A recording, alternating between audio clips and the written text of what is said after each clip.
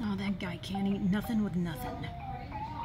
See, that guy's gonna starve before the end of this commercial. And that guy with the flat top's doing much better than the other guy. That guy doesn't even need to lose any weight. Yep, so here it is. It's an old commercial. It's obviously from the 80s. Cup of noodles obviously existed in this reality, but this is what I want to talk about. So I knew this time would come. I had a feeling that this time would come wherein we would start to see certain Mandela effects either overwriting themselves or being overwritten, whether by AI, whether by a supernatural AI, or a surrealistic AI, or a human, well, AI. Artificial intelligence. Intelligence is to be debated, but regardless, here we have cup of noodles, or cup noodles, shouldn't even be of, and I had a subscriber who told me a few months ago that I needed to take cup noodles out of my Mandela affected lexicon because the mystery had been solved and cup noodles brand name had changed actually in 1993. And if you see here, we are on Wikipedia, and I will show you what has been written or rewritten. So it basically says in 1970, Nissin formed a subsidiary, Nissin Foods, to sell instant noodles in the United States, and it talks about the ingredients. In 1971, they introduced instant ramen packaged in a foam cup, and the 3 original cup of noodles flavors in the U.S. were da-da-da-da-da, we don't care about that. Pork was added in 1976. In 1978, Nissin Foods offered more varieties, but we don't care about that. What we care about is the product was known as cup of noodles in the United States until 1993. In 1998, cup noodles, hot sauce varieties, blah, blah, blah. We don't care about that. But my question is the why of it. Like, why was it renamed? And I looked it up on Google.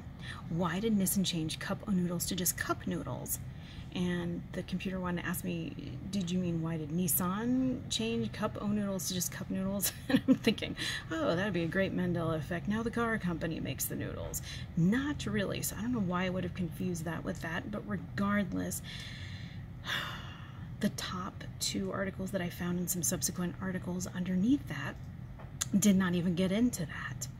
So I went to the Nissin What Food website, and I was thinking that maybe here they would get into, if not the name change, then the why of the name change. And all it says is, on a trip to the U.S. in 1966, Mr. Ando, the guy who invented it, noticed Americans curiously eating forkfuls. Why was it curious? Curiously eating forkfuls of noodles out of cups instead of using bowls and chopsticks. With that simple observation, the worldwide cup noodles phenomenon was born. So it's always been copyrighted. Obviously, that's the brand name. Cup noodles phenomenon was born. No mention of a name change. Shortly after Nissin officially put down its roots in the U.S. in 1972, our Gardena, California plant started production of Top Ramen, again with the copyright of Top Ramen, the first instant ramen manufactured and sold in the U.S. And ever since, Nissin Foods USA has launched a continuous stream of new and innovative products for hungry, noodle-loving Americans.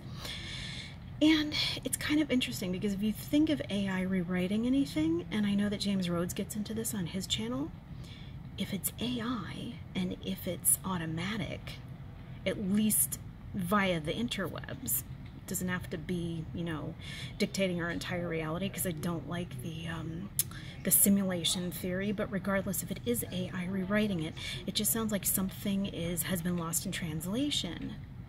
And it's funny because the Japanese version of cup of noodles has always been cup noodles as well, but that's how the Japanese would say it if they were speaking English. So then the next logical thing that came up, or the next logical website that came up when I asked about the cup noodles name change, was Reddit. Now, of course, Reddit is not a news site. I've had certain watchers tell me, well, Reddit's not a news site. Yeah, that may well be. But what it is it is a place for people to discuss their memories and share accounts of things and compare notes. So I've highlighted the things that I felt were the most important.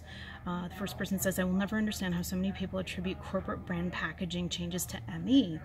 And somebody goes on with an example. You can read that later. It's not a brand changing that's ME. Sorry, I can't read today. It's not brand changing that's ME. It was something changed, i.e. the Ford F for me. After researching, you find out it always had the little circle on the F, like since 1912. That's what ME means, goes way beyond simple brand name changes. And somebody says, of course, the Ford logo haunts my dreams. I've got the Cup of Noodles ME logo name was apparently changed in 1993, but that's impossible since that's the year I was born. How would I have experienced Cup of Noodles then? This is getting ridiculous. There was no official explanation of a name change when this Mandela effect was noticed. Everyone searching high and low, and there was nothing, or we would have found it. It had always been Cup of Noodles. This is a cover-up, and it's starting to turn into a joke. Now they are trying to say there has been official changes for a few Mandela effects. Someone is trying to cover these up. And then the next person says, I think you're grossly overestimating the amount of research that goes on. So basically they're saying that nobody really researches it that hard. And then the next person says, overestimating the research, I don't think so. People find every example of residue and research from many hours. This comes up straight away now. There's no way those who search for residue would have missed this. It's like a flip-flop.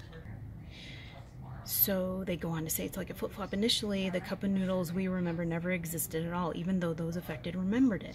There was no official explanation. People research... Oh, I think I already read that. Okay. Then it goes down to say, what the fuck? I haven't seen that before now. Why did nobody find that over a year ago when this Mandela effect was noticed? This shit is really starting to creep me out. Unless it's a flip-flop. There was no official explanation or adverts a year ago. The only residue people could find were old pictures in newspapers. If this timeline or reality is different than the one where there was no official explanation, it would make perfect sense.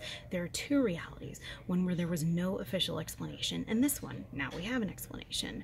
So first reality, there are printed advertisements that people found. Second reality, there are printed advertisements that people found, and also TV advertisements that people found. Got it. Yes, it's as if realities are merging and more residue is bleeding over as to the two other realities and universes merge. From our perspective, new residue wasn't around over a year ago. Those not affected, everything will always appear as it always has been. And then they say someone did find something over a year ago, basically a reality residue. But when you click on that, this is what comes up. So all that comes up is right now Wikipedia is saying that it was known as Cup O Noodles in the United States until 1993. Still doesn't match up with your timeline of seeing it in the early 2000s. So somebody must have seen it in the early 2000s. I remember Cup of Noodles, but haven't bought them in ages. I remember Cup of Noodles less than a year ago, and this post was written 2 years ago. This is the only possible ME that's ever been recent for me rather than decades ago to noticing now, hurting my brain trying to figure out. So people go on to talk about this. People go on to talk about remembering seeing Cup of Noodles and into the early 2000s. And I've got to say, Cup of Noodles isn't the only thing that's jogging my memory. As a matter of fact, I'm starting to have memories or subtle memories of Mandela effects that apparently were not Mandela effects in this universe. Okay, so I don't know if I'm the only person that remembers this, but I seem to remember a Wizard of Oz Mandela effect, wherein somebody claimed in a Wizard of Oz Mandela effect video that Dorothy somehow in this reality had silver shoes in the movie Wizard of Oz. Now, I know if you go on Wikipedia, it says that they changed the shoes to the ruby slippers due to Technicolor and due to the fact that the film was going to be in color. But I swear to God, somebody had footage and they put it in a video. And this is almost like a phantom memory because I don't remember it exactly. But something actually triggered it within me. I love that. The two red shoes and all the girls are wearing silver shoes. And this is a fancy dance school presentation. I mean, there's no intellectual nuance in this, I'm quite certain. Sorry to say, I mean, not to diss fancy dance schools, but something oddly symbolic in this. And I don't know. I don't know what else to say. It's just odd to me because usually like in the universe that I grew up in, how if you're in Paris, you put an Eiffel Tower outside the window for everyone to see so that you know it's in Paris and the explanation is all right there. It's called economy and exposition. Well, in this universe, the Fraser Crane Space Needle is no longer visible outside his window. You can check out videos I've made about that. So, in any case, this is a little more avant-garde if it's got different colored shoes than the big shoes that are lighting the stage. But the thing that really triggered me was a Myers Documentary series, and it talked about Dark Secrets of the Wizard of Oz documentary. And it talked about red shoes being used to trigger MK Ultra mind control victims. And what got me and what triggered my memory of the Mandela effect involving silver shoes was the following. So he's talking about red shoes, how they're used to trigger Illuminati monarch slaves, and just look at the footage. The shoes are silver, and this is supposedly in the movie. I'm going to play this for you again because it's really weird and it goes by so quickly. But a part of me is wondering if some of that is unchanged footage from a universe that we still knew, but it was just so weird that my memory was all of a sudden triggered in this way to remember this thing that was a Mandela effect but is not a Mandela effect in this universe. And it's the same thing with the Tinkerbell thing that I found just this morning, or not this morning, but like last week, that my subscriber alerted me to. Somehow they found her dotting the top of the castle. But normally we think of it as the eye, not the top of the castle, so something's still hinky with it. But she does put her wand on the top of the castle. So either things are reversing themselves, more media is coming out and about, people are noticing new things, hell, I'm having triggered memories. But the weird thing that I wanted to ask you is, what do Dorothy's red slippers, Tinkerbell, and ramen noodles have in common? This is obviously a picture of Denzel Washington from The Manchurian Candidate, and he was an addict of ramen noodles. And then, stumble on that, come to find out that a little while ago, like about a year ago, Reality Shifter himself had a video entitled Mandela Effect, Machuran ramen noodles or Maruchan. What does that remind you of? Manchurian Candidate. And these are all elements and ideas in mind control and MK Ultra programming and so on and so forth, and it kind of really creeped me out. But the mere fact that I'm asking this question can also be urged by something else. Merely a few days after Brett Kavanaugh's testimony, Wikipedia entry for Devil's Triangle changed to match Kavanaugh's answer. So, you know someone has motivation for changing up Wikipedia entries, and that anybody can at will, and this kind of always bothered me, that people can just change Wikipedia at will. There's no set staff there, that anybody can do it.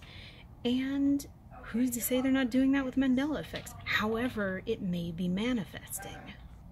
From Denzel and his noodles, to Dorothy and her differently colored slippers, the color of which now I can't remember. I mean, I can, but it's just like, I can't believe I thought this was a Mandela effect.